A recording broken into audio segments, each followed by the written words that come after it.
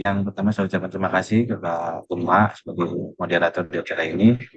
Dan yang tak lupa saya ucapkan terima kasih ke eh, Ibu Desi Aryani dan Ibu Pratiwi Lestari yang telah bersedia eh, mengisi materi di kajian ELPOK yang kedua di hari ini.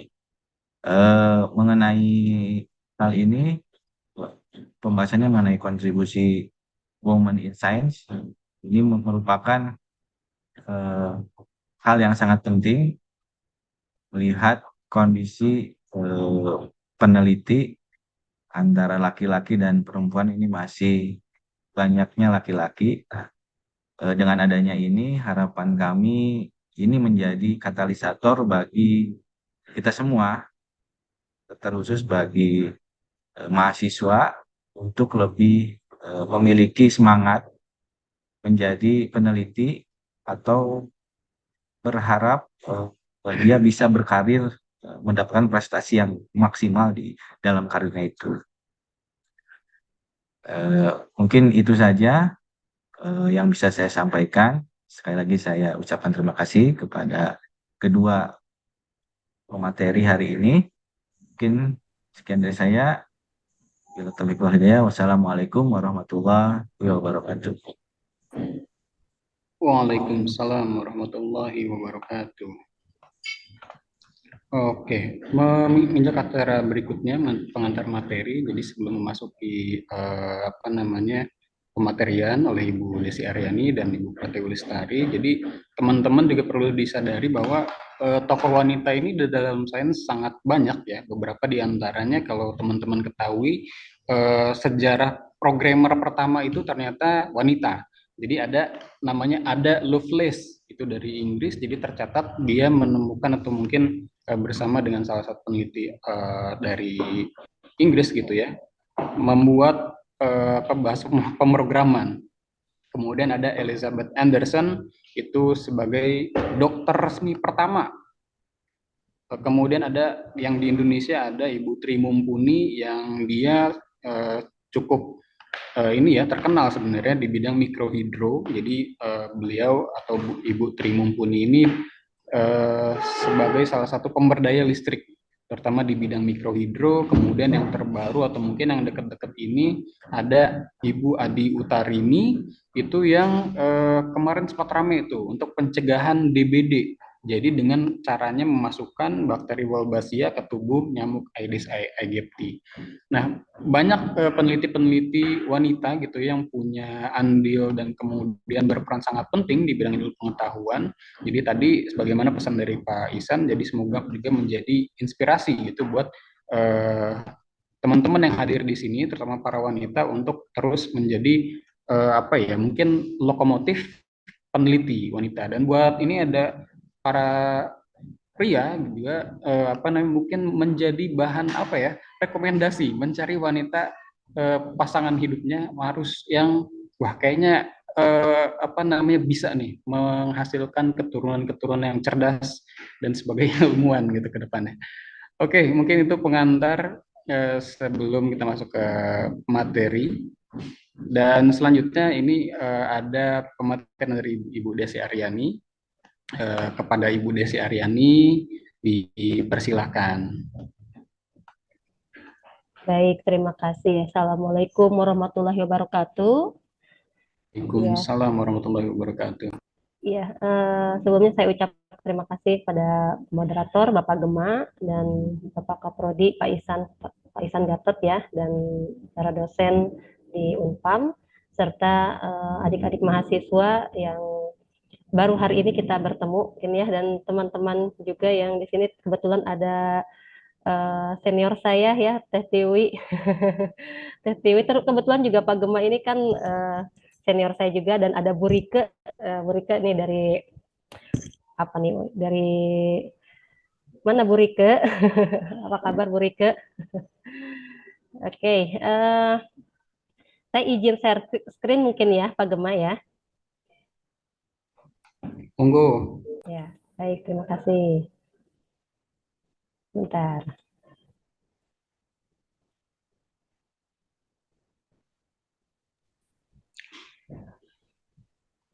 Oh iya, mohon maaf ini ada yang lupa nih. Jadi tadi kan baru perkenalan singkat ya. Jadi Ibu Desi Aryani ini tadi sudah apa namanya dikenalkan sedikit ya.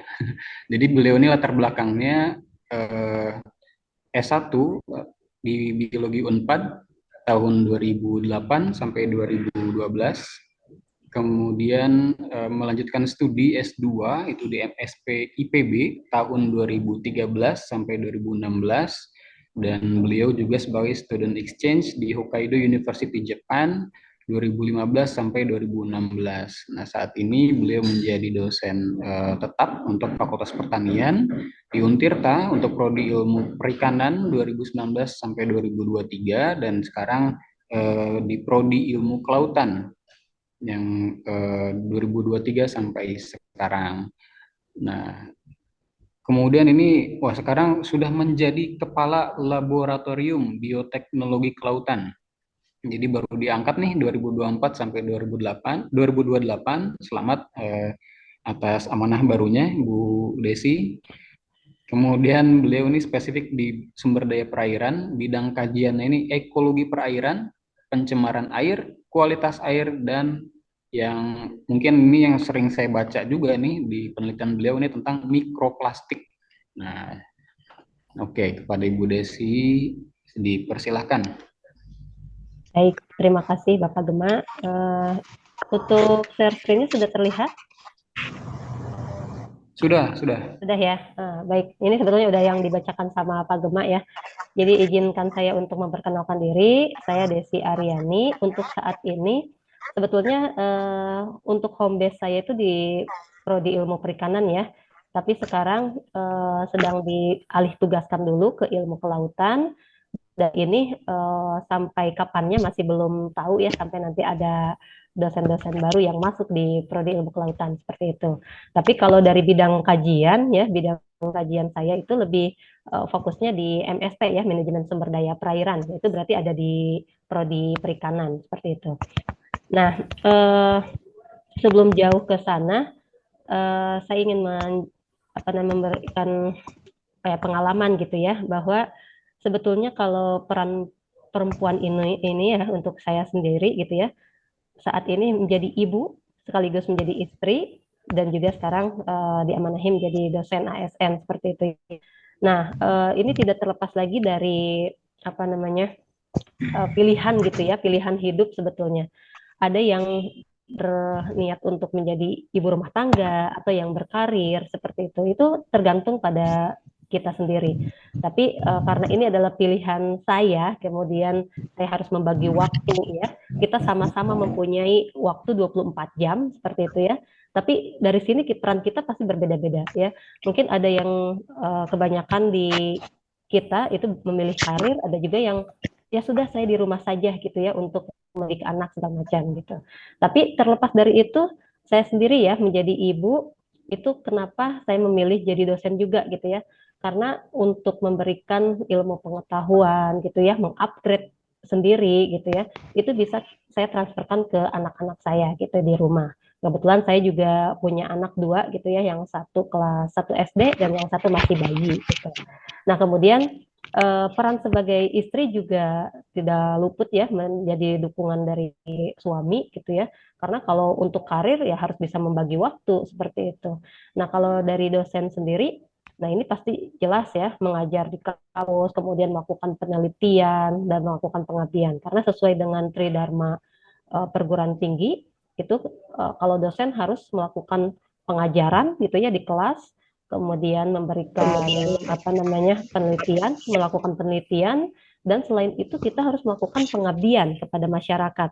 Itu tugas dosen itu multitasking gitu ya, lebih dari ibu-ibu seperti biasa. Nah, kalau dari sini kita bisa upgrade skill gitu ya, upgrade skill di mana kalau sudah mengembangkan ilmu pengetahuan, melalui apa mengembangkan ilmu pengetahuan, kita bisa membaca jurnal-jurnal dari yang sudah dipublikasi dari beberapa teman rekan kita gitu ya, atau kita sendiri yang mempublikasinya seperti itu ya.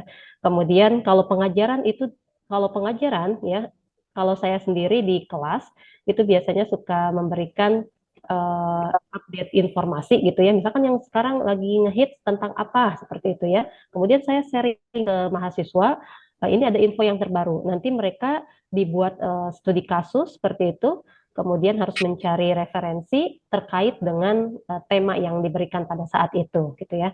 Kemudian pengabdian kepada masyarakat itu jelas ya, sesuai dengan rumpun ilmu kita harus memberikan apa yang kita bisa berikan kepada masyarakat, bermanfaat untuk masyarakat, dan masyarakat itu bisa apa ya, istilahnya sharing dengan kita. Gitu.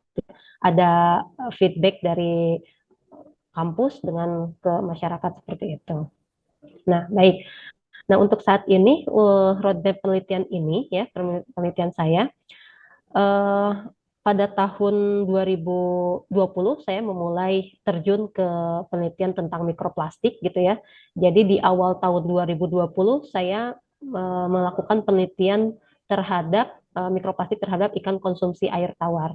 Jadi di sana saya melihat berapa ikan air tawar yang terpapar oleh mikroplastik gitu ya, berapa banyak dan berapa jenis mikroplastik yang ada di tubuh ikan konsumsi. Kemudian di tahun berikutnya ya di tahun 2021 saya melakukan paparan mikroplastik pada ikan konsumsi di pasar dan di alam. Jadi membeli ikan dari beberapa pasar ya, kemarin saya membeli di Pasar Rau sama yang sebagai mewakili pasar induk Serang gitu ya.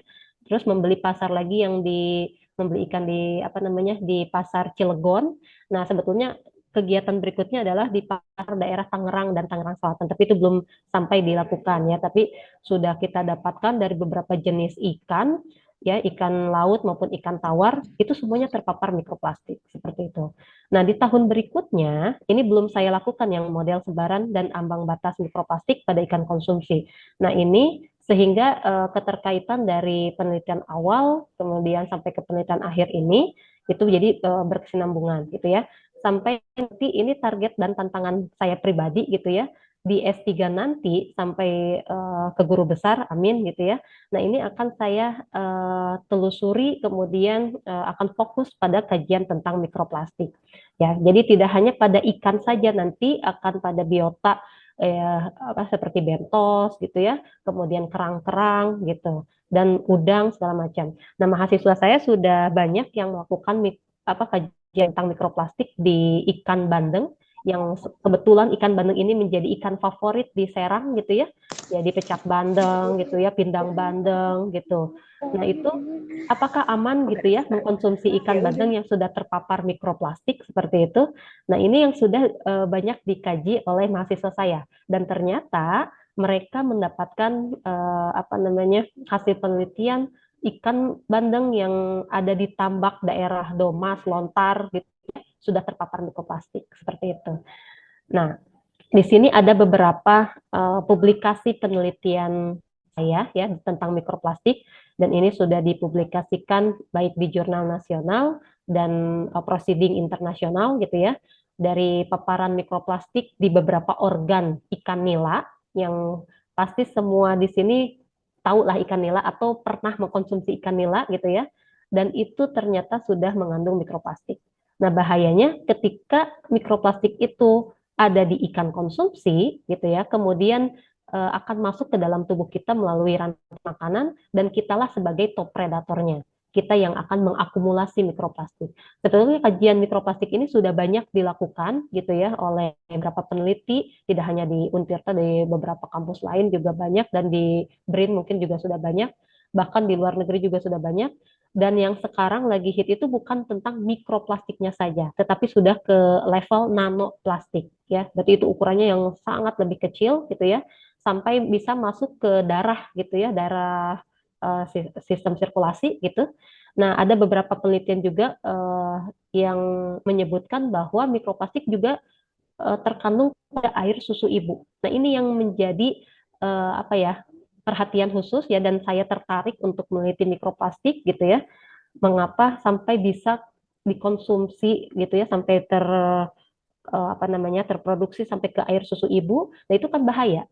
Air susu ibu kemudian menyusui ke anaknya gitu ya, anaknya juga akan mengandung dapat mikroplastik dari melalui susu ibu itu gitu ya. Nah, itu yang bisa apa namanya menjadi perhatian khusus dan terus saya kaji lebih dalam bahayanya mikroplastik gitu ya, sampai ke organ mana kerusakan ikan itu bisa sampai merusakkah atau tidak gitu ya, sampai di organ ususnya, kemudian di lambung, di organ pencernaan. Nah, itu yang menjadi perhatian khusus seperti itu. Kemudian ada beberapa penelitian juga yang terkait mikroplastik sudah saya publikasikan gitu ya, dan ongoing akan dipublikasikan. Mohon doanya. Kemudian selain mikroplastik juga saya concernnya di bagian ekosistem gitu ya. Sebetulnya Pak Gema saya bukan di ekosistem laut ya, jadi saya itu lebih ke limnologi ya, di perairan tawar. Jadi fokus kajian saya itu lebih ke tawar gitu ya, air perairan tawar gitu. Karena hari ini saja per tahun 2024 gitu ya dipindahkan home base-nya ke kelautan. Jadi saya mengajar juga hanya bagian-bagian yang linier gitu ya, seperti ekologi perairan, pencemaran perairan, nah, seperti itu. Tidak semua kajian tentang laut saya ambil gitu. Karena nanti akan beda bahasan gitu ya antara ekosistem perairan tawar dengan perairan laut. Ciri khasnya yang paling mencolok gitu ya, dari salinitas saja sudah beda kayak gitu ya. Kemudian biota-biotanya juga pasti akan beda seperti itu. Itu saja mungkin ya yang bisa saya sharing tentang pribadi gitu ya, peran kita dalam membangun ilmu pengetahuan atau mendalami ilmu pengetahuan, bahwa saat ini saya lebih konsentrasinya ke mikroplastik seperti itu. Dan mudah-mudahan data informasi ini bisa bisa dicerna, kemudian dilakukan keberlanjutan dan bisa bermanfaat untuk semuanya. Terima kasih, saya kembalikan ke moderator, Bapak Gema. Assalamualaikum warahmatullahi wabarakatuh.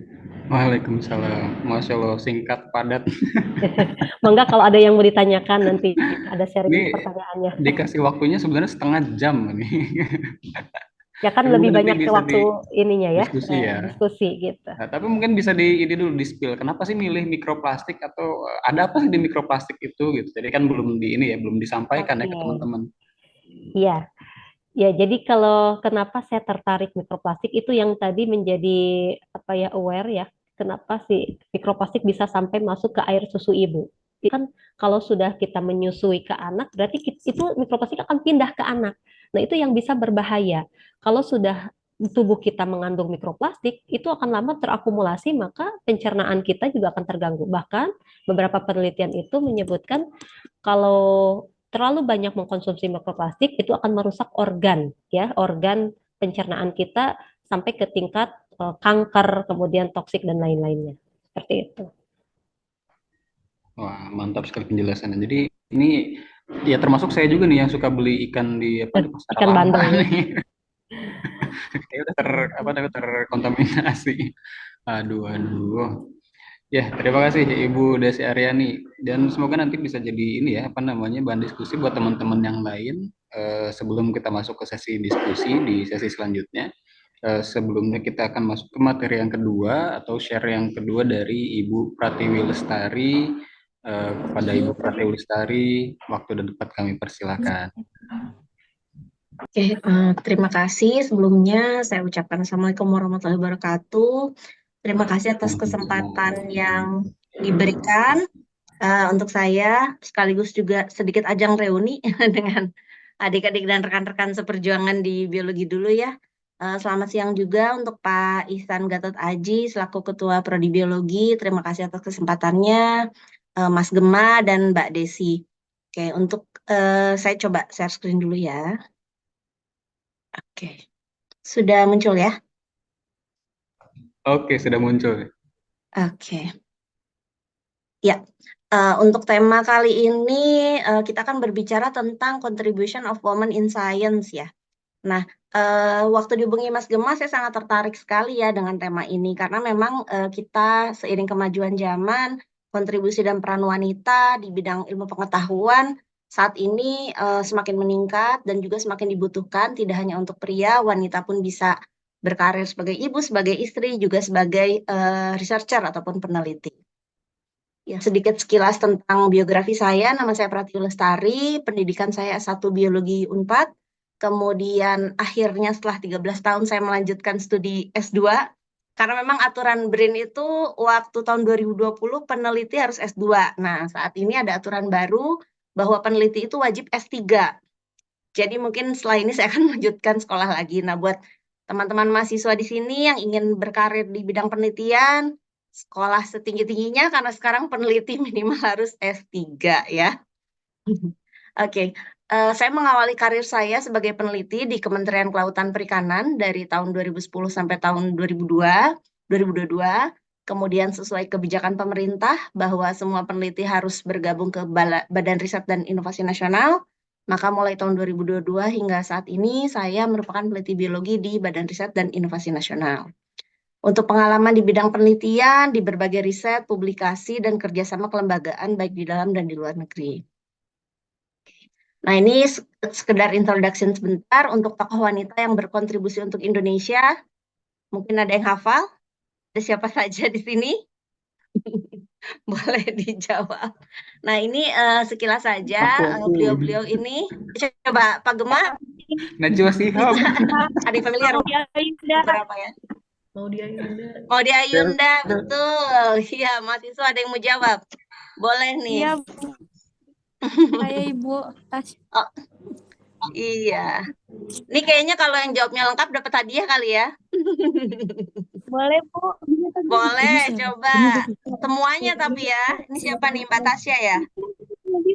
Ini Ya, Tasya, coba Tasya, silakan. Coba nanti hadiahnya dititipin ke Pak Gema nih. RA Biar nggak Kartini. ngantuk. Ya, betul. Era Kartini. Sebelahnya Siapa ya? siapa? Dari Bandung. Ada nama jalan di Bandung nih kayaknya. Siapa ya, Bu? Nggak tahu. Dewi. Nah, Iya. iya betul. Sebelahnya. Ini istrinya pahlawan. Bukan. Yang jahit bendera merah putih, bukan sih? Ibu Dulu. Fatmawati. Bukan. Ini istrinya Kiai Haji Ahmad Dahlan ya? Iya betul, Nyai Ahmad Dahlan ya. Nah, yang bawah, coba. Maudy Ayunda. Oh iya, itu Najwa paling Shihab. cantik ya. Terus? Cantik berprestasi. Najwa Shihab, Bu. Iya, betul. Dua lagi. Menteri saya dulu nih, Bu Susi. Bu Susi. Bu. Yang terakhir. Bu siapa ya? Bonus, Bu. Masih menteri sekarang. Menteri Keuangan, yuk. Kan, Bu, ya? Menteri apa itu, Bu? Yang mau bagi-bagi THR. Menteri Keuangan itu. Ibu Sri. Ibu Susi Puji Astuti. Itu Ibu Susi Pujiastuti, betul. Yang ini Ibu Sri. Oh ya, Ibu Sri, Bu. Ibu Sri, Bu, ya betul. Ibu Sri Mulyani ya. Ibu Wah, hadiahnya dibagi dua sama saya berarti ya. Iya, nanti bagi dua sama Pak Gema ya. Pak, bagi tiga, Pak, sama Mariam. Oh, Pak. bagi 3 sama Halika, Pak. Waduh, Mariam. oke. Oke, Lanjut. terima kasih. Iya, biar nggak ngantuk ya, lagi pada puasa nih siang-siang. Oke, jadi beliau-beliau ini merupakan inspirasi wanita nasional Indonesia ya, mempunyai peran masing-masing dalam bidang baik politik, pendidikan, PR, pahlawan, dan lain sebagainya. Nah, ini yang tadi sudah disebutkan Pak Gema, khususnya yang di bidang sains ada Prof. Adi Utarini, penemu teknologi pemberantasan penyakit DBD, tadi sekilas sudah disampaikan Pak Gema, kemudian ada Prof. Tri, beliau di bidang pembangkit listrik tenaga mikrohidro. Nah, beliau-beliau ini bisa menjadi inspirasi kita juga bahwa wanita bisa berkontribusi secara maksimal baik di bidang nasional maupun internasional. Nah, sekilas saya akan sedikit menceritakan dan sharing mengenai apa sih kontribusi saya sebagai peneliti untuk Indonesia. Nah, yang pertama sejak bergabung sebagai peneliti di tahun 2010, kemudian saya mulai diajak berkolaborasi internasional pada tahun 2013 sampai 2017 dalam proyek ASIAR tentang Population Structure Study untuk tuna sirip kuning dan tuna mata besar di perairan Indonesia. Nah, inilah merupakan bisa dibilang awal karir saya untuk bisa berkontribusi di bidang perikanan internasional dengan join program ini. Karena dengan kita mengikuti project research, kita dapat upgrading skill, kita dapat training, kita dapat publikasi yang tentunya menunjang sebagai karir kita sebagai peneliti. Kemudian sebagai tugas peneliti di Kementerian Kelautan Perikanan, kita juga punya tugas pokok, yaitu melakukan kajian stok perikanan di wilayah Indonesia. Wilayah Indonesia sendiri atau disebut FMA itu Fisheries Management Area atau bahasa Indonesianya wilayah penelitian perikanan, terdiri dari 11 FMA dari 571 sampai 718. Jadi yang Kementerian Kelautan dan Perikanan lakukan adalah melakukan pengkajian stok dari Sabang sampai Merauke. Kemudian, tidak lengkap jika menjadi peneliti biologi laut tidak terjun ke laut. Pada akhirnya, setelah melahirkan dan anak sudah agak besar umur 2 tahun, tahun 2017 saya join kapal riset bersama teman-teman dari LIPI menggunakan Barunajaya.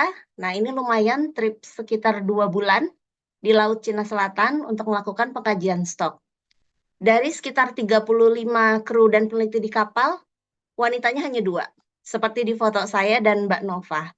Jadi kami sebagai wanita pun diberi kesempatan untuk bisa bergabung dalam pengkajian stok on cruise di kapal.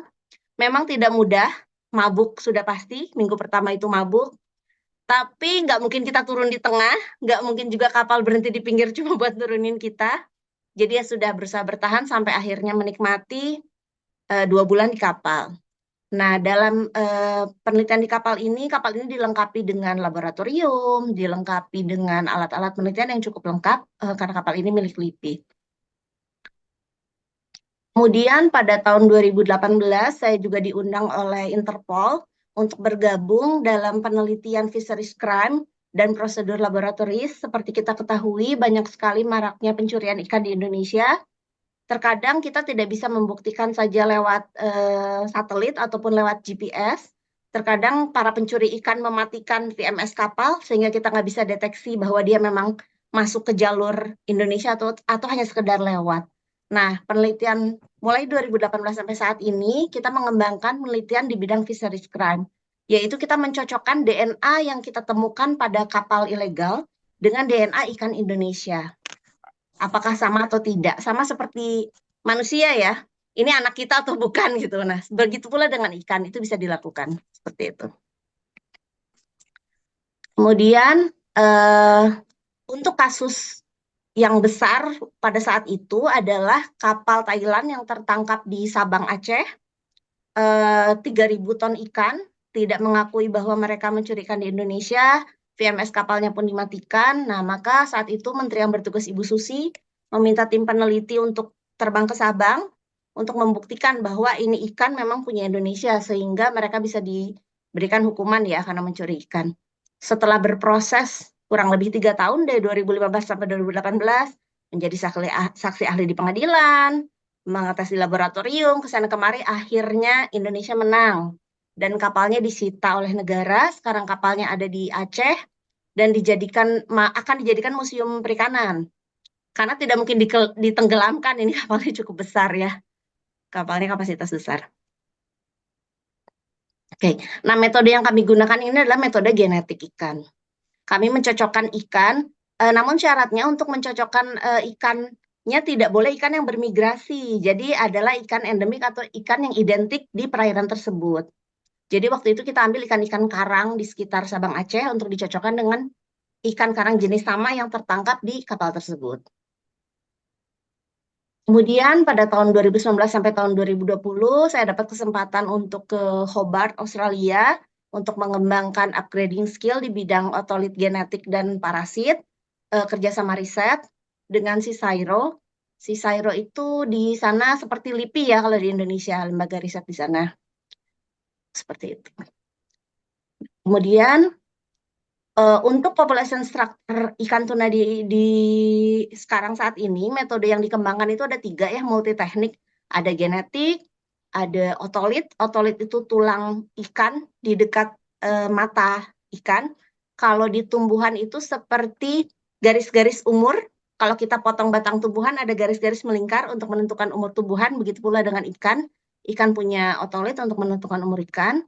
Dan yang ketiga, untuk population structure, kita menggunakan metode parasit.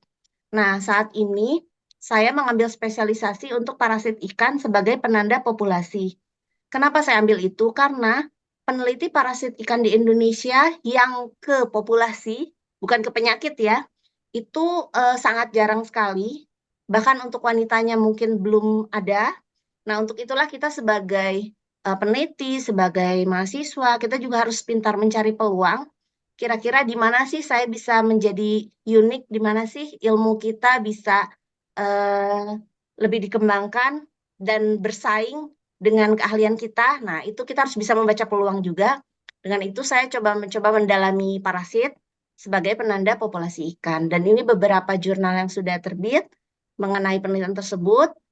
Movement juvenile tuna dari parasit data, kolaborasi dengan peneliti Australia, juga tentang fingerprint otolith chemical, berkolaborasi dengan peneliti Australia dan Amerika. Nah, kemudian ini untuk yang lokalnya, penelitian di Indonesia yang telah terbit yaitu parasit sebagai penanda struktur populasi tuna di Indonesia. Nah, bagaimana sih upaya dari BRIN sebagai salah satu institusi untuk meningkatkan kontribusi wanita untuk Indonesia? Nah, tentunya sebagai wanita kita memiliki beberapa tantangan dibandingkan dengan pria ya. Yang pertama mungkin keterbatasan akses, sulitnya mendapatkan akses ke sumber daya yang dilakukan, khususnya di bidang biologi kelautan.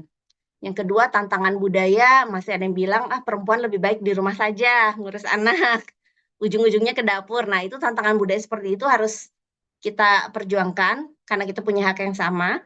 Kemudian keterwakilan yang rendah sebagai perempuan, ya mungkin yang saya alami sendiri ya, dari 35 orang di kapal tadi perempuannya cuma 2 nih dikasih kesempatan seperti itu. Nah, dan yang ketiga, yang keempat terakhir yaitu keseimbangan kerja dan keluarga. Walaupun kita sebagai wanita karir, tentunya kita tidak bisa melupakan kodrat kita sebagai seorang istri, seorang ibu yang tetap harus seimbang antara bekerja dan mengurus keluarga. Nah, sekarang di BRIN sudah mementingkan kesetaraan gender, dan tentunya ada solusi-solusi untuk meningkatkan kontribusi wanita dalam ilmu pengetahuan, yaitu pendidikan yang merata. Di BRIN setiap pegawai diberikan kesempatan untuk sekolah, untuk beasiswa, tidak memandang itu laki-laki atau perempuan. Kemudian peningkatan akses bagi wanita di daerah terpencil dan terpinggirkan, mungkin bisa lihat dari beasiswa LPDP, ada beasiswa afirmasi, beasiswa daerah tertinggal, dan lain sebagainya. Kemudian ada peningkatan kesetaraan gender, baik dari pelatihan dan workshop, peningkatan kepedulian terhadap hak-hak wanita dalam bidang penelitian maupun akademis. Dan yang ketiga, tentunya dukungan institusional yang memberikan insentif bagi institusi yang mempromosikan kesetaraan gender, kemudian pengembangan kebijakan yang mendukung keseimbangan gender di tempat kerja. Ini sedikit rensra atau rencana strategis dari BRIN. Strategi ini merupakan upaya untuk meningkatkan riset powerhouse yang unggul dan mandiri melalui peningkatan kompetensi SDM iptek, peningkatan infrastruktur, pengembangan sains, sehingga bisa berkontribusi dalam menghasilkan produk inovasi. Tujuannya untuk meningkatkan jumlah dan kualitas kerjasama, kemitraan riset dan inovasi melalui peningkatan kerjasama pendanaan dengan pihak di luar pemerintah. BRIN menggunakan skema open platform atau kolaborasi global, baik pelaku usaha, dosen, mahasiswa, maupun ekonomi kreatif. Dan tidak melihat hanya saja laki-laki, perempuan pun mempunyai kesempatan yang sama untuk berkolaborasi. Bidang yang menaungi untuk kolaborasi ini adalah di bidang manajemen talenta di BRIN, yaitu dengan cara pembinaan kader muda, peningkatan kualifikasi, pematangan talenta, pendampingan, sertifikasi, dan apresiasi kinerja. Mungkin itu sekilas dari saya. Terima kasih. Assalamualaikum warahmatullahi wabarakatuh. Waalaikumsalam warahmatullahi wabarakatuh. Wah, Mas Sol, ternyata dari peneliti yang mungkin dari tadi perikanan gitu ya, bisa jadi apa namanya kerjasama dengan Interpol. Bahkan tadi kalau misalkan kita dengarkan jadi detektif sebenarnya nih. Detektif ikan ya. Detektif ikan. Jadi tadi ada metode DNA, metode parasit yang ternyata bisa ngedetek ini ikan dari mana nih, ngambil apa enggak nih sampai segitunya gitu ya. Oh, Masya Allah. Ya, terima kasih Ibu Pratiwi Lestari. Untuk selanjutnya mungkin cukup panjang nih waktunya buat teman-teman untuk berdiskusi atau mungkin bertanya-tanya tentang apa sih mungkin di masing-masing bidang ya. Tadi di akademisi ada Bu Desi Aryani, kemudian di peneliti dari BRIN ada Ibu Pratiwi Lestari. Ini mungkin bisa digali oleh teman-teman. Ya, untuk diskusi kami persilakan kepada mahasiswa atau mungkin audiens di sini untuk bisa langsung membuka mic-nya atau mungkin mengaktifkan mic-nya dan mengajukan pertanyaan. Atau kalau mungkin agak malu-malu, silakan diketik atau mungkin ditulis di kolom chat. Silakan bagi peserta.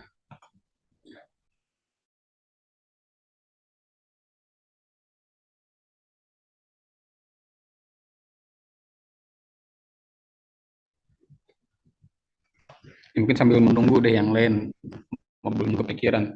Tapi tadi itu berita-berita terkait tadi tuh ya apa namanya investigasi pencurian ikan kayaknya jarang terblow up ya di media ya. Jadi itu satu, kemudian kedua juga kayaknya bidang kayak gitu jadi asing gitu buat kita. Kayak tadi juga di apa mikroplastik gitu ya. Yang kita tahu ya mungkin yang apa namanya tidak mengenal istilah itu gitu ya. Fine-fine aja gitu. Kemudian baru jadi concern ketika jadi tajuk utama sebuah berita gitu. Silakan bagi mahasiswa atau mungkin dari peserta yang lain. Ini ada Nih, Pak Gema, saya izin ya ini ya. gimana? Jadi teringat Hmm. apa ya namanya ya? Teringat dari Teh Tiwi tadi yang jelasin ya. Hmm. Apa namanya dari pencurian ikan segala macam. Kebetulan di Untirta dapat kapal, Teh Tiwi. Untirta dapat hibah kapal karena kapal itu Iya. yang menjadi apa istilahnya yang tadinya mau ditenggelamkan gitu ya. Kan kalau ditenggelamkan harus ada biaya juga ya, Teh Tiwi ya. Nah, akhirnya Betul. akhirnya kapal ini mau dikemanakan gitu. Dan kebetulan ya Untirta kan belum punya tuh ya, jadi dikasih seperti itu dan apa namanya itu terindikasi ada pencurian ikan kayak gitu. Jadi itunya disita itu kapalnya. Ya orangnya kabur, Hmm. udah kabur duluan gitu ya. Nah jadi teringat dari situ. Jadi kita dapat hibah kapal gara-gara dicuri gitu ya. Ada yang Wah, mencuri tapi ya mudah-mudahan sih ridho ya Allah ridho bukan karena hasil curian gitu ya. Ini jadi buat praktikum mahasiswa perikanan dan kelautan gitu. Kalau pas ke laut gitu kita punya kapal pribadi kayak gitu. Dia dapat hibah karena akibat pencurian tadi gitu ya. Ya, ingat itu tertarik sih saya apa kajian tentang yang tadi Teh Dewi jelasin kayak gitu ya. kalau ada hibah boleh tuh biologi Unpam. Boleh, boleh. Dekat laut Ada nggak biologi. Unpam tuh lokasinya ya? Deket Dekat, ya? Deket. dekat laut. Jadi Iya. Untirta dan Unpam Serang nih bertetangga sebenarnya kompleksnya. Oh, oke. Iya, jadi kalau kita melakukan zamannya biasanya penenggelaman itu memang dulu hitsnya zaman menterinya Bu Susi ya.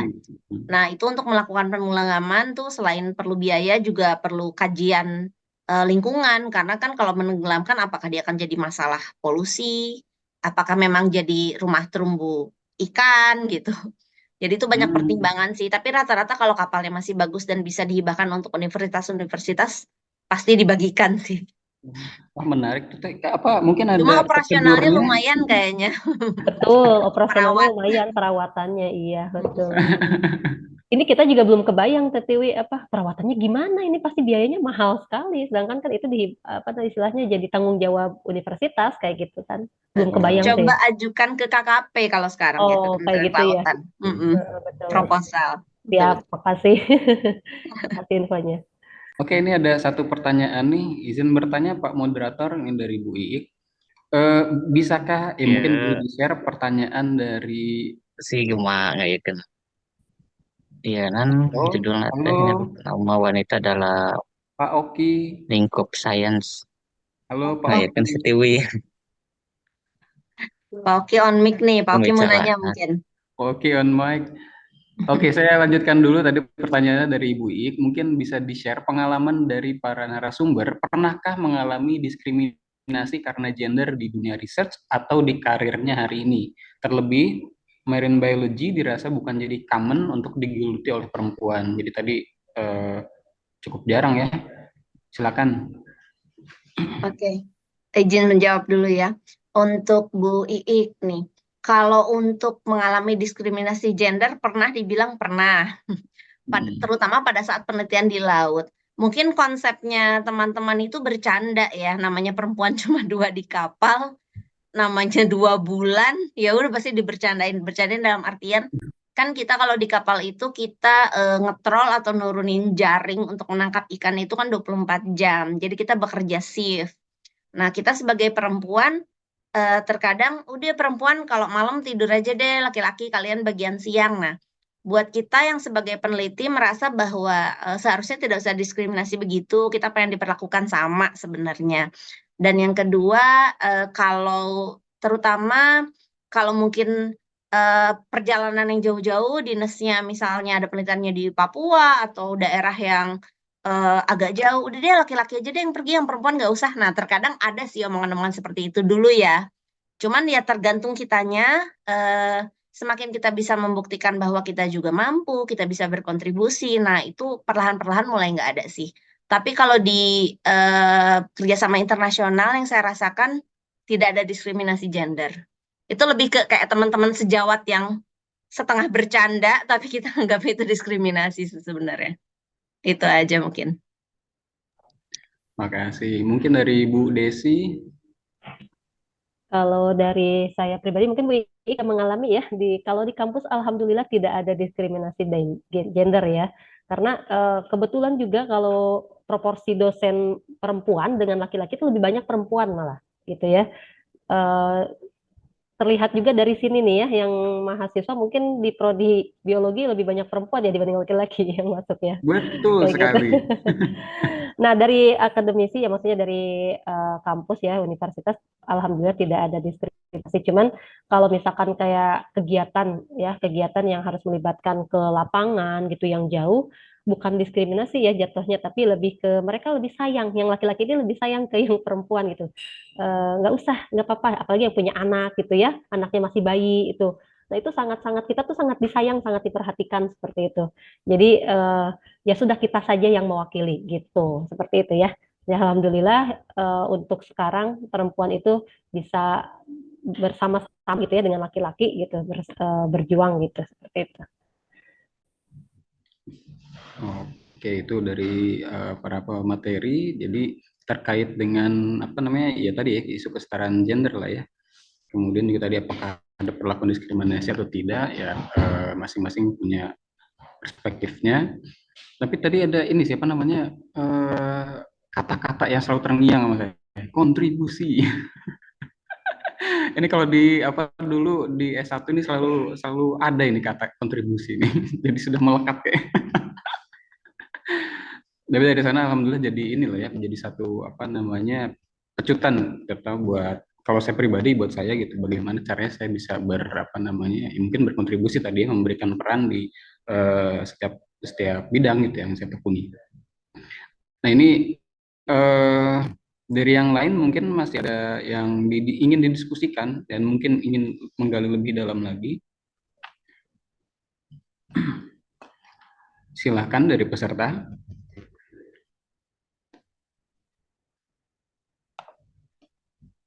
Ini yang laki-laki juga nggak apa-apa, tanya yuk. Bu Husnu, mungkin kita mau reuni Bu Husnu? Iya, hayu Bu Desi. Dekat kan ya?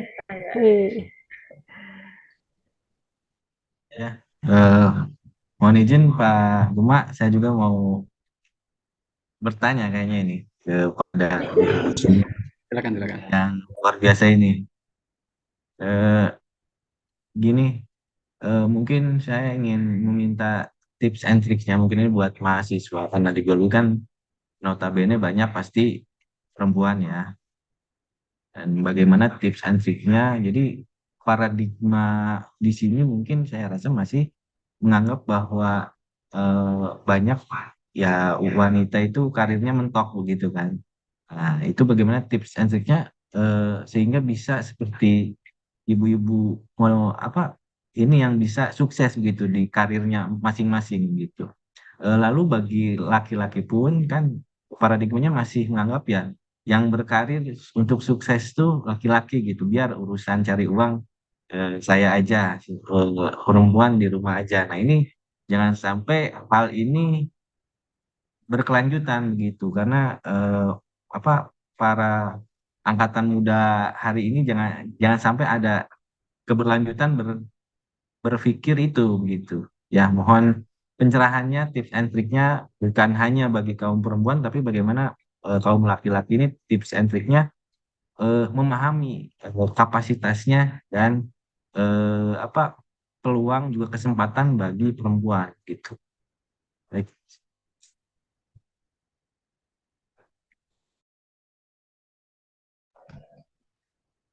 Silakan, mau Ibu Pratiwi dulu apa Ibu Desi dulu?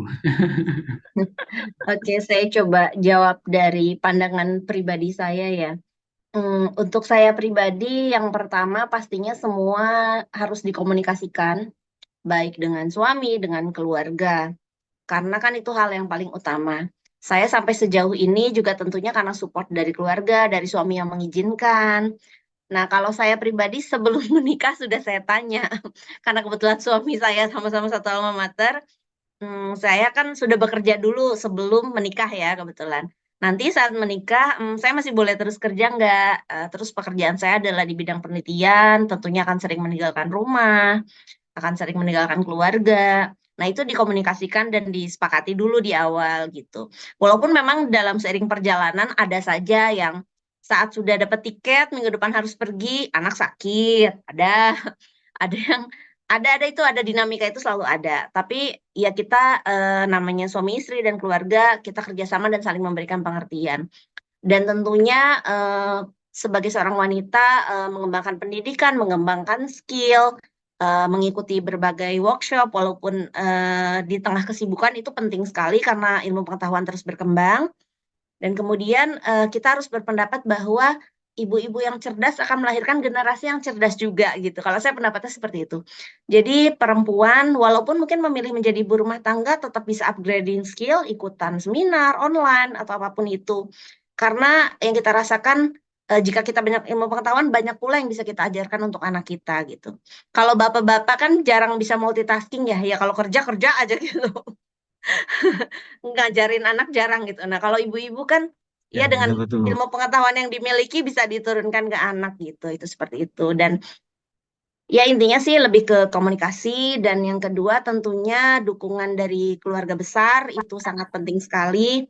Jadi buat adik-adik mahasiswi di sini jangan takut berhenti berkarir gitu. Yang penting intinya komunikasi sih. Tapi ya kalau suami bilang jangan pergi ya jangan pergi memang ya dalam agama kita itu nggak boleh sih. Tapi saya yakin dengan adanya saling pengertian, itu bisa kok, semuanya bisa berjalan dengan baik. Seperti itu. Wah, mantap sekali. Ibu yang cerdas melahirkan keturunan yang cerdas. Tagline sekali itu. Jadi ini sekalian jadi apa ya konsultasi pranikah nih buat yang belum nikah nih ya. Oke, mungkin dari Ibu Desi Aryani silakan mungkin ditanggapi. Iya, baik. Terima kasih pertanyaannya, Pak Ihsan. Kalau dari saya pribadi tuh kebalikan sama Teh Tiwi ya, maksudnya tapi bukan kebalikan itu. Teh Tiwi begitu lulus terus kerja baru nikah. Nah kalau saya begitu lulus nikah baru kerja kayak gitu. Jadi sempat mengalami ibu rumah tangga dulu 2 tahun gitu ya. Dan di situ bukan tidak mau untuk mengapply, mencoba ngeplay gitu ya, tapi hanya syaratnya itu tadi komunikasi dengan suami dan suami hanya mengizinkan boleh kerja tapi dosen saja. Kalau selebihnya tidak boleh. Artinya berarti tidak boleh office hour gitu ya. Tidak boleh dari jam 8 sampai jam 4 apalagi sampai apa namanya lembur kayak gitu ya. Karena yang tadi kalau saya bikin apa namanya grafik itu porsi kita harus sama gitu ya sebagai ibu, sebagai istri dengan sebagai akademisi gitu ya. Nah, itu menjadi tantangan sendiri. Kemudian kalau dari saya pribadi ini tantangan ada lagi nih ya. Saya di Serang, kemudian suami saya di Bandung. Itu udah LDM. Ini dari sejak 2019 nih LDM nih. Ya itu gimana perasaannya campur aduk lah ya. Roller coaster itu sudah saya alami sampai sekarang. Jadi saya punya 2 anak dan ini jatuhnya satu ewang gitu ya. Anak pertama sama suami, anak kedua dengan saya kayak gitu. Itu menjadi tantangan yang tersendiri dan tapi dinikmati harus kita apa istilahnya yakin gitu ya. Terus berdoa dan insya Allah kita bisa lewati. Kemudian kalau biasanya saya apa memberikan motivasi ke mahasiswa gitu ya. Setelah lulus kalian mau lanjut S2 atau kalian mau karir atau mau menikah? Hampir di rata-rata menjawab saya mau kerja dulu, Bu. gitu ya, atau ada yang 1-2 lah yang melanjutkan studi gitu.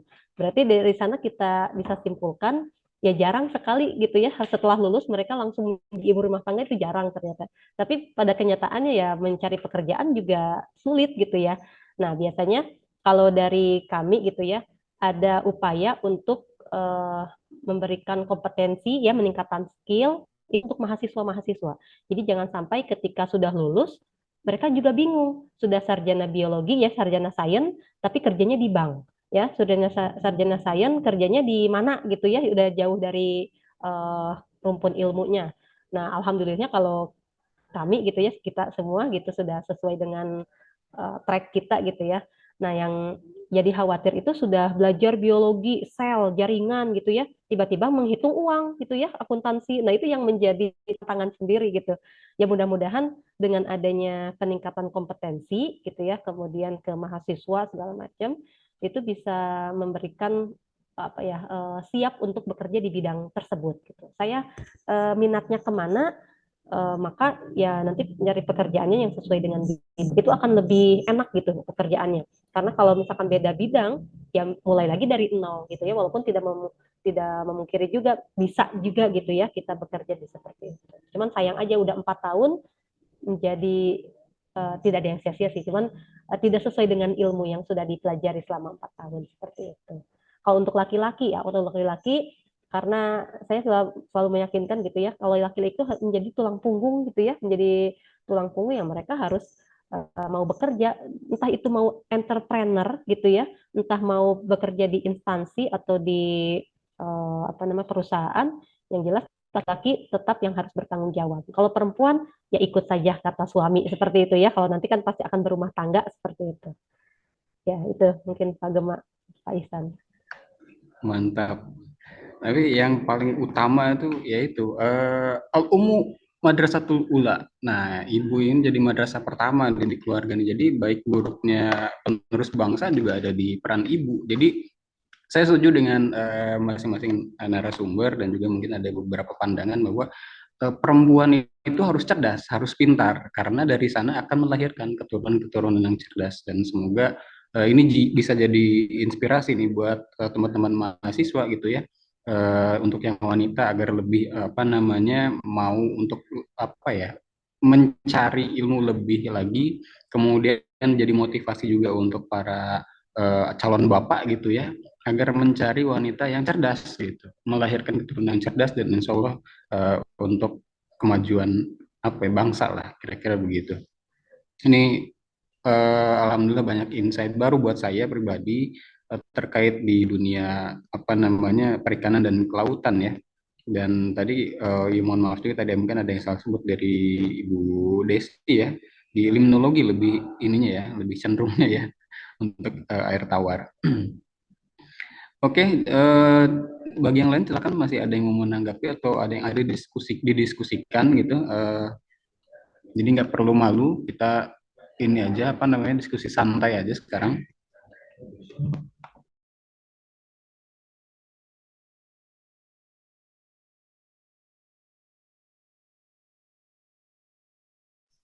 Ya, Assalamualaikum Pak Gema, izin bertanya. Monggo. Ya, saya ingin bertanya ke Teh Dewi terkait tadi yang apa ya, penangkapan ikan itu ya, yang menggunakan ikan karang endemik itu. Nah, jadi beberapa tahun terakhir ini saya juga mengikuti workshop tentang IDNA, Bu Tiwi. Jadi di situ dari IDNA itu kan jadi kita bisa tahu ya DNA lingkungan apa saja nih yang ada. Apakah pada saat penangkapan ikan itu juga menggunakan metode IDNA, lalu apa namanya dibandingkan dengan DNA yang ada di Jinbeng atau seperti apa? Pengen tahu aja gitu serunya waktu itu bagaimana sih Teh Dewi, bisa cerita lebih detail. Ya, makasih. Iya, terima kasih Husnul. Ya, untuk penelitian fisheries crime maupun penelitian untuk menentukan populasi ikan, jadi awalnya itu kita tuh penelitian awalnya adalah menentukan populasi ikan di Indonesia. Jadi ikan, misal contohnya ikan bawal di Jawa sama nggak sih sama bawal di Aceh gitu ya. Terus, nah itu awalnya penelitian kita cuma sampai situ sih, hanya ingin mencocokkan agar kita bisa mengatur stok perikanan. Nanti ke depannya kalau stok perikanan tuh kita ngadain closing season, di sini ditutup nggak boleh nangkap, sini boleh biar stok tetap terjaga. Namun seiring perkembangan di Indonesia karena maraknya fisheries crime, ternyata ilmu itu bisa diterapkan nih di fisheries crime gitu, yaitu dengan cara sama nggak sih DNA-nya gitu, untuk membuktikan sebagai penunjang di pengadilan gitu ya, bukti-bukti di pengadilan. Nah, syaratnya itu adalah tidak boleh ikan yang bermigrasi tentunya, harus ikan yang endemik hidup di wilayah tersebut. Nah, untuk pengambilan sampelnya sendiri, yang pastinya kita ngambil sampel dari barang bukti, dari kapal yang kita tangkap, terus kita pilih dulu itu ikan yang bukan ikan migrasi, kemudian kita ambil DNA-nya seperti biasa ya, bisa ambil dari jaringannya, bisa ambil dari finnya atau dari siripnya. Kemudian saya ambil dua waktu itu buat perbandingan, ambil dari sirip dan ambil dari daging ikannya. Kemudian sebagai pembandingnya, lebih bagus kita ngambil langsung ikan di perairannya. Jadi saya saat itu karena saya 1 minggu lebih di sana, saya tunggu nelayan yang memang menangkap harian. Jadi fresh, ikan yang sama untuk dibandingkan DNA-nya. Nah, kalau di Genbank tentu saja bisa sih dibandingkan, tapi karena ini memang buat pembuktian dan dari kejaksaan mintanya itu baru gitu ya, penelitiannya baru, jadi diambilnya mendadak seperti itu. Dan tentunya tetap kita sebagai peneliti juga menggunakan referensi dari Genbank, kita juga buka-buka jurnal, publikasi sebelumnya untuk menentukan sebagai bahan pembanding seperti itu. Makanya ini lumayan proyek ini 3 tahun nih sampai terbukti bersalahnya. Perjalanan yang sangat panjang seperti Luar itu. biasa ya perjalanannya. Dan menantang ini untuk dipelajari sih memang ke depannya. Karena fisheries crime itu sekarang memang jadi concern di beberapa negara. Seperti itu.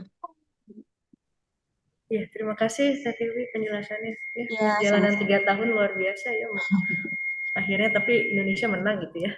Iya, alhamdulillah. Alhamdulillah.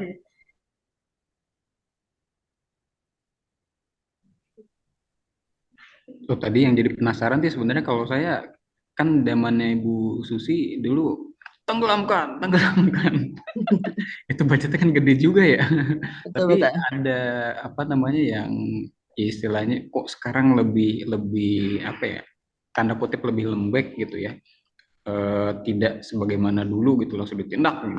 Tapi ternyata ya Iya. tadi panjang prosesnya gitu untuk membuktikan ini bersalah atau tidak gitu.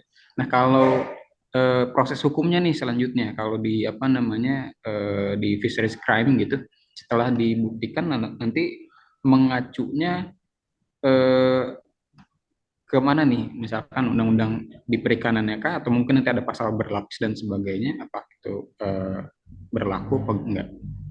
Ya, tentunya hukumannya juga berdasarkan dengan tingkat keparahannya ya kriminalnya.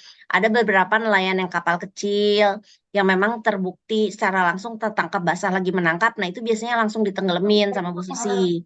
Tapi kalau kapal-kapal asing yang seperti tadi saya tunjukkan kapal besar, kan itu kapal berbendera Thailand kapal besar, itu memang harus melalui proses hukum yang panjang.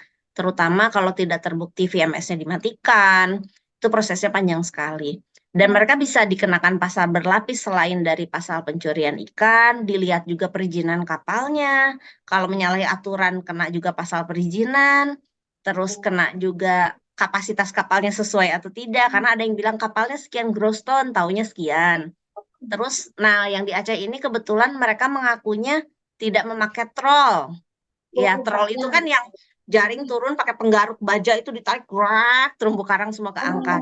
Itu kena lagi pasal berlapis lagi. Jadi pasal pelanggaran alat tangkap, gross tol kapal, penangkapan ilegal, mematikan VMS.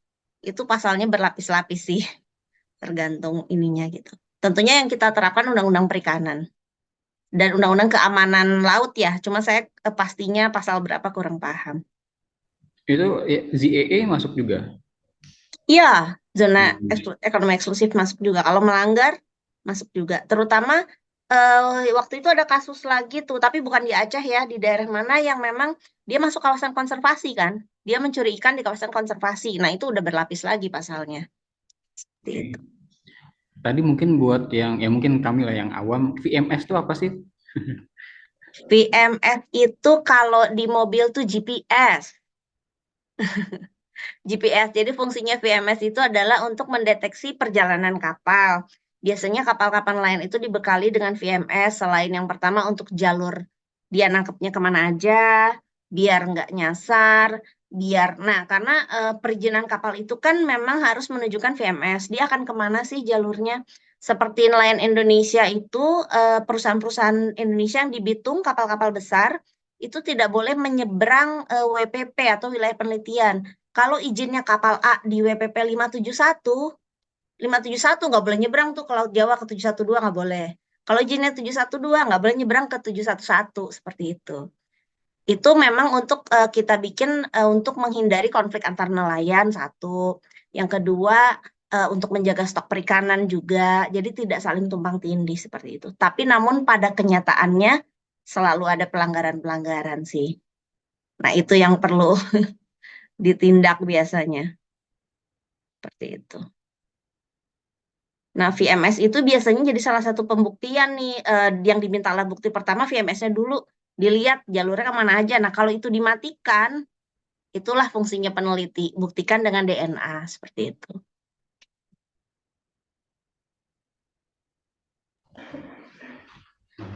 Mantap sekali ilmunya dan informasi-informasi dari kedua narasumber kita ini. Ini ada Pak Oki nih. Pak Oki, halo teman seangkatannya nih. Mungkin bisa disapa dulu. Halo, Ya, Mas halo. Oki. Gimana Ini kabarnya? udah jadi orang Banten ini. Sehat-sehat di mana ini sekarang, Pak Oki? Alhamdulillah, sekarang di Cilegon. Oh, Cilegon dekat atuh ke Serang. Iya, di Serang. Jadi orang Banten sekarang.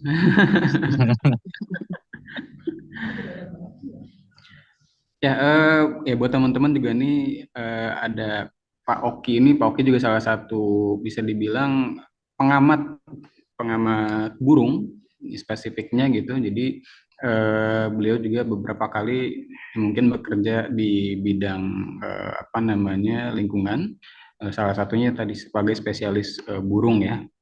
Kira-kira begitu. Nah, mungkin nanti ada teman-teman yang tertarik untuk bertanya atau diskusi lebih lanjut, itu mungkin nanti bisa menghubungi narasumber yang sekarang, yaitu ada Bu Desi, saya sebutkan nggak apa-apa ini, apa emailnya aja ya? Emailnya aja ya.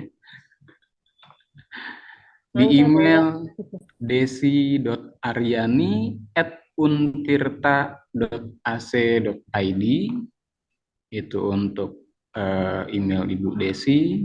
Kemudian yang kedua untuk Ibu Pratiwi Lestari itu bisa menghubunginya di email pratiwi.lestari@brin.go.id. Ini kan saya akan tuliskan. Jadi mungkin sekarang agak malu-malu atau mungkin belum kepikiran nih untuk apa ini? Sorry, untuk berdiskusi di sore ini. Ini ada satu nih pertanyaan lagi. Izin bertanya dari Anita Fatmawati. Assalamualaikum Pak Moderator. Izin bertanya bagaimana cara meningkatkan kompetensi di bidang sains dan juga penasaran. Dan saya juga penasaran mengapa kedua narasumber lebih tertarik memilih meneliti di lingkungan kelautan. Nah, mantap ini. Silakan Ibu Desi dulu mungkin lagi on screen. Ya, terima kasih ya pertanyaannya. Ya, kenapa memilih apa tadi yang pertanyaan pertamanya? Bentar. Sebentar. Wah, ini agak nge-lag. Yang pertama Untuk meningkatkan kompetensi di bidang sains bisa mengikuti meningkatkan pelatihan-pelatihan kompetensi. gitu ya, mengikuti webinar, mengikuti banyak sekali gitu ya kegiatan-kegiatan yang bisa menunjang apa karir atau menunjang pendidikan nanti untuk yang mahasiswa gitu ya. Seperti halnya kalau suka ada kegiatan PKM kan ya, program kreativitas mahasiswa, nah itu juga ikutin gitu ya. Itu secara tidak langsung nanti adik-adik mahasiswa bagaimana cara membuat proposal yang baik, kemudian bagaimana mempresentasikan yang baik gitu ya, nanti menghitung angka dan segala macam. Nah, itu juga salah satu bentuk peningkatan skill gitu ya. Yang kemudian yang kedua, bisa mengikuti acara webinar gitu ya, atau misalkan ada kegiatan-kegiatan lomba dan segala macam, itu juga bisa meningkatkan apa namanya tadi kompetensi juga, dan mengikuti pelatihan-pelatihan, workshop dan segala macam itu ya. Nah, kemudian pertanyaan kedua, mengapa lebih memilih penelitian di laut? Nah, kebetulan karena saya dari basic S1-nya mengambil apa namanya konsen di ekologi perairan, ya, kemudian saya memang lebih tertarik saja gitu ya, tertarik untuk mengambil ekosistem di perairan, dari biotanya, kemudian dari abiotiknya seperti apa. Nah, kemudian waktu pas S2, untuk meningkatkan lebih dalam lagi gitu ya, saya mengambil di manajemen sumber daya perairan. Nah, di sana saya mulai tertarik lagi untuk lebih mendalami lagi di ekologi perairan. Sampai saat ini saya lebih konsennya di perairan tawar ya, tapi khususnya di perairan tawar, bukan ke laut gitu. Nah, di perairan tawar itu mencangkupnya berarti sungai, danau, waduk kayak gitu ya, sampai ke estuari seperti itu. Tapi kalau nanti laut itu beda lagi kajiannya sebetulnya ya. Ya, karena perairan tawar itu dimulai dari hulu sampai ke estuari gitu ya, sampai pertemuan dari sungai ke laut seperti itu. Ya, itu karena tertarik saja gitu, gimana ya menjelaskannya agak sulit juga ya kalau sudah tertarik, sudah passion gitu ya, ya mendalami itu seperti itu. Seperti halnya mungkin yang tadi yang bertanya Anita ya. Nah, kenapa memilih prodi biologi? Nah, seperti itu ya, lebih ketertarikan pribadi kayak gitu ya. Baik, terima kasih. Iya, kalau dari saya sendiri, yang pertama mungkin sama tadi ya, bagaimana caranya untuk meningkatkan kompetensi di bidang sains. Nah, kalau mungkin zaman dulu itu kita kalau training-training harus offline, banyak yang berbayar. Nah, zaman sekarang kan sudah banyak webinar-webinar gratis, baik dari universitas maupun NGO-NGO. Nah, itu coba diikutin. Semakin banyak kita mengikuti webinar maupun workshop, maka ilmu yang kita dapatkan juga semakin berkembang, terutama ilmu pengetahuan setiap tahun pasti ada aja upgradingnya gitu. Jadi itu yang paling penting. Selain juga pendidikan formal, melanjutkan pendidikan ke jenjang berikutnya ke S2 ke S3 itu penting, tapi untuk workshop juga nggak kalah penting ya. Dan kenapa saya memilih penelitian di bidang kelautan? Nah, kalau kita yang memilih jalur kerja di ASN atau di bidang pemerintahan kan berbeda dengan swasta. Mungkin teman-teman yang berkarir di swasta bisa 2 tahun di perusahaan A, tahun ketiga pindah ke B, pindah ke C, pindah ke D gitu ya. Tapi buat teman-teman yang sudah berkarir di ASN, mungkin itu akan menjadi karir sekali seumur hidup sampai pensiun. Nah, maka saya memilih jalur yang saya enjoy di sana gitu. Di awal, pada saat lulus kuliah, saya udah mikir, saya mau CPNS, kemana ya gitu. Yang saya akan enjoy sampai pensiun nanti karena saya suka laut, saya suka exploring, suka snorkeling. Saya rasa sampai pensiun kayaknya saya nggak bosen deh kalau penelitiannya di laut gitu sih. Jadi apa ya? Kita kerjakan apa yang kita sukai, nanti mengurangi tingkat stres juga, dan kita akan bisa lebih berkembang sih di mengerjakan apa yang kita sukai. Jadi jangan terpaksa gitu melakukan sesuatu. Itu sih kalau dari saya. Terima kasih. Oke, ini ada lagi nih dua yang bertanya. Ini siapa nih? Oppo CPH 2387, nggak menyebutkan nama. Izin bertanya Pak, apakah perempuan yang memiliki karir yang tinggi akan mempengaruhi dalam kehidupannya, terutama yang belum menikah? Dan boleh minta tipsnya bagaimana menjadi wanita yang memiliki jenjang karir yang bagus. Itu pertama. Yang kedua, eh, Assalamualaikum, saya Mariam. Izin bertanya terkait para pencuri ikan di laut, bagaimana cara mengatasi para pencuri atau pelanggaran ikan di laut? Oke, yang pertama tadi tentang perempuan dengan karir tinggi, apakah mempengaruhi dalam kehidupannya, terutama yang belum nikah nih. Tadi kebetulan yang satu menikah dulu baru berkarir, yang satu lagi berkarir dulu baru menikah. Dan mungkin punya perspektif yang berbeda. Dari saya dulu mungkin ya. Ini pertanyaannya sebenarnya lebih ke biro jodoh ya. Tapi nggak apa-apa. Dari pengalaman ya, dari pengalaman. Sebetulnya kalau misalkan kan ada istilah kayak gini ya, semakin tinggi akademik gitu ya, semakin susah untuk mencari jodoh. Itu bisa kita bantah gitu ya, karena berarti kalau yang mencari jodohnya levelnya itu bukan jodoh kita kayak gitu ya. Kalau kita meningkatkan skill, meningkatkan apa namanya karir di misalkan di akademik, saya S1, habis S1 mau S2, habis S2 mau S3. Dapat jodoh nggak ya nanti? Insya Allah jodoh itu sudah ditentukan gitu ya. Jodoh itu sudah gitu. Kalaupun tidak ketemu di dunia, berarti di akhirat kayak gitu kan? Itu sudah janji Allah kan seperti itu ya. Nah kalau dari pengalaman, justru suami saya itu memang tidak mau mencari yang levelnya di bawah malah gitu ya. Lebih tinggi nggak apa-apa malah seperti itu. Karena yang dicari istri S3 katanya seperti itu. Berarti saya belum kriteria kalau kayak gitu ya. Berarti harus lanjut ke S3 seperti itu. Jadi nanti cari saja ya kalau dari saya pribadi ya. Tipsnya cari seseorang yang mau menerima kita ya sesuai dengan keadaan kita seperti itu. Itu ya mungkin dari pengalaman pribadi itu kalau itu mah nggak diterima atau tidak silakan. Kemudian apa yang pertanyaan keduanya Pak Gema?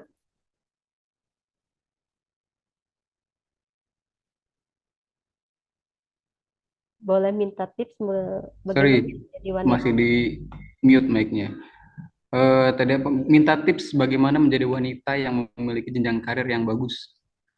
memiliki jenjang karir yang bagus ya. Kayaknya tadi di Kalian tadi udah dijawab lagi. dijawab ya, hampir sama dengan meningkatkan kompetensi kita seperti itu. Karena kalau di dunia akademik ya, di dosen, itu kalau kitanya stuck, tidak mau meneliti, tidak mau melakukan pengabdian tridharma, itu kan karirnya akan mentok kayak gitu ya. Karena kita kan harus mengumpulkan kum gitu ya. Kum itu seperti poin lah ya, poin penilaian terhadap dosen kayak gitu ya. Nanti kalau sudah mencukupi kum itu akan naik lagi gitu ya dari ahli menjadi lektor, dari lektor kepala sampai nanti jenjang terakhir itu ada profesor kayak gitu. Nah, itu untuk meningkatkan karir ada tipsnya ya. Dari saya pribadi itu ya mulai mencicil menulis gitu ya, publikasi, rajin. Jadi tidak hanya mengajar kalau di dunia dosen ya. Tidak hanya mengajar, aktif mempublikasikan penelitian kita. Kalau sudah meneliti kemudian tidak dipublikasikan juga percuma seperti itu ya. Jadi kita harus aktif publikasi, kemudian eh, pengabdian juga harus disertai pengabdian dan kalau pengajaran insya Allah lah udah pasti gitu ya pengajaran karena harus di kampus mengajar mahasiswa seperti itu. Mungkin nanti beda dengan Bu Tiwi gitu ya untuk meningkatkan karirnya seperti apa. Terus terima kasih Pak Gemma.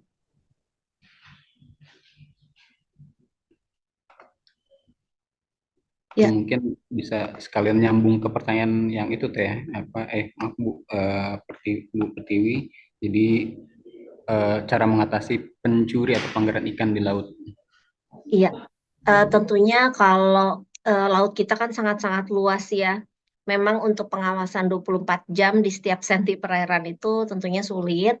Ini pentingnya kerjasama dari beberapa stakeholder, dari pemerintah daerah, dari pemerintah pusat, maupun kerjasama antar nelayan itu sendiri. Karena kita tuh punya istilahnya, punya jargon atau punya sebutan bahwa nelayan itu adalah polisi terdekat gitu karena kan mereka yang sehari-harinya di laut ya. Nelayan itu adalah teman-temannya Polairut gitu. Sering sekali kita mendapatkan info pencurian ikan itu yang memang dari nelayan itu sendiri. Nah, untuk mengatasi bagaimana sih para pencuri ikan ya tentunya dengan ketegasan dari pemerintah, ketegasan dari stakeholder, ketegasan dari masyarakat itu sendiri.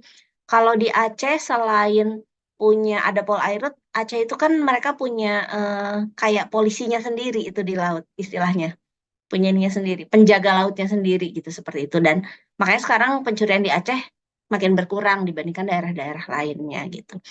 Ya mungkin kalau dulu yang banyak ke berita zamannya Ibu Susi ya karena beliau memang alhamdulillah menteri yang sangat tegas untuk memberantas pencurian gitu. Ya semua tidak terlepas dari politik juga sih. Memang seperti itu. Nah, untuk bagaimana menjadi wanita karir yang memiliki jenjang yang bagus, selain upgrading skill, yang nggak kalah utama adalah teman-teman harus memiliki jaringan yang luas, jangan takut berkenalan dengan orang-orang baru, khususnya yang di bidang yang sama di bidang penelitian, melakukan kolaborasi riset. Nah, untuk mahasiswa-mahasiswa ini kan bisa memilih tempat magang yang memang enjoy, disukai. BRIN juga membuka untuk magang mahasiswa, lembaga-lembaga lain juga banyak. Nah, dengan kita semakin banyak relasi, maka akan semakin terbuka kesempatan kita untuk riset gitu. Jadi kalau saya kayak ada forum tuh waktu saya presentasi di Australia, nggak malu untuk kenalan, dari negara mana, minta emailnya dong, yang mana minta emailnya dong, terus kita kenalan aja, kita email, halo saya Pratiwi yang kemarin ketemu, nulis bareng yuk, join riset yuk gitu. Karena terkadang itu akan jadi kesempatan kita gitu seperti itu. Jadi kitanya harus aktif, jangan pasif seperti itu. Terima kasih. Benar-benar. Jadi menjemput Sharing. bola ya Teh ya, bukan menunggu bola. Betul. Nice. Wah, keren-keren. Ya, terima kasih untuk para pemateri dan terima kasih juga untuk peserta atas pertanyaannya, banyak sharing dan banyak insight baru buat kita. Mungkin untuk pertanyaan atau sesi tanya jawab dan diskusinya kita cukupkan gitu ya. Dan ini ada mungkin sebagai cenderamata dari kami, program studi biologi, dan juga dari KAIL atau Kajian Hayati dan Ilmu Lingkungan, berupa sertifikat apresiasi yang akan secara simbolis diberikan oleh Pak Ihsan Gatot Aji Prasetyo pada Pak Ihsan, dipersilakan.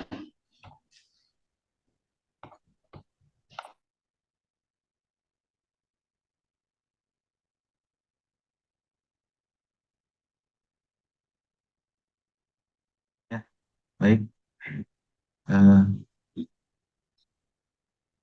sebelum menunggu kali ya, sebelum menunggu saya dari Pak Agung, mungkin saya ucapkan terima kasih kepada ibu motivator bagi mahasiswa, Ibu Tiwi Stari, yang memang keduanya juga menjadi senior saya juga begitu, dan saya juga sering melihat kegiatan-kegiatan keduanya ini, yang kalau yang satu melihat di Instagram juga saya sering melihat aktivitas di BRIN-nya, lalu Bu Desi juga saya sering melihat juga, saya suka main juga ke Untirta, ke kelautan juga sering saya melihat. Mungkin ini sedikit cindramata dari kami, saya ucapkan terima kasih. Mudah-mudahan ini awal dan berkelanjutan bagi kita untuk selalu berdiskusi.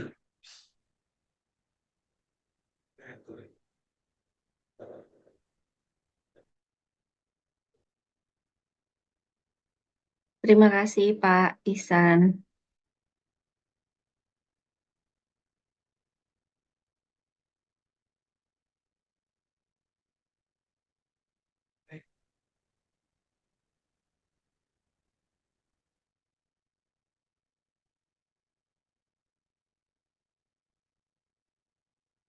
Ya, untuk teman-teman tadi yang udah menjawab dan bertanya, boleh nomor teleponnya di email ke saya ya, buat hadiahnya.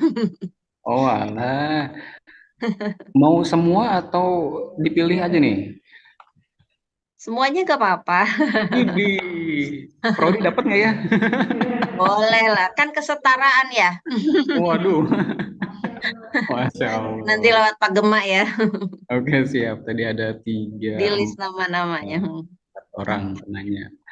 Oke, terima kasih Terima kasih. pada Ibu Desi Aryani dan Ibu Pratiwi Lestari atas sharingnya, dan semoga di kemudian hari bisa berbagi kembali tentang ya cerita di masing-masing bidangnya, juga berbagi tentang ilmunya gitu.